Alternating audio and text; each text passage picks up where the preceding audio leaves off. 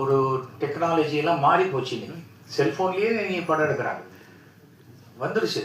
So இவங்க அதுதான் வேணும், இதுதான் வேணும், இவங்க தான் வேணும், அதெல்லாம் மாறி போகும்பொழுது அந்த காலகட்டத்துக்கு ஏற்ப எல்லாவற்றையும் தாண்டி ரசனைகளுக்கு ஏற்ப நீங்கள் உங்களுடைய தொலைக்காட்சியை வடிவமைத்துக் கொள்ளுங்கள். அதுதான் உங்களுக்கு மிகச்சிறந்த வெற்றியை கொடுக்கும். அது சினிமாலேயே சக்ஸஸ் இஸ் ஃபார்முலா அப்படிம்பாங்க, மைட் இஸ் ரைட் அப்படிம்பாங்க.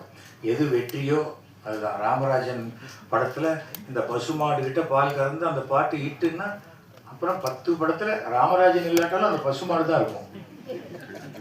ஏன்னா அந்த பசுமாடு தான் சென்டிமெண்ட்டுங்க. அப்புறம் திடீர்னு சொல்லுவாங்க, இல்லை சார் இப்போ கொஞ்சம் எதுவும் மாறி போச்சு, அதாவது ராமராஜன் பால் கறக்கட்டும், பசுமாடு பாடட்டும்.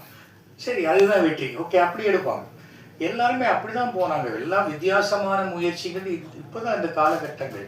ஆனால் எல்லாமே ஆர்ட் ஃபிலிம் மாதிரி, ஃபிலிம் ஃபெஸ்டிவலில் பார்க்குற படம் மாதிரி இருந்ததுன்னா அதை நம்ம வாசலில் பார்க்கக்கூடிய ஒரே விஷயத்த ஸ்க்ரீனில் வந்து பார்க்குறதுக்கு எது காசு கொடுத்து பார்க்கணும்னு தோணும்.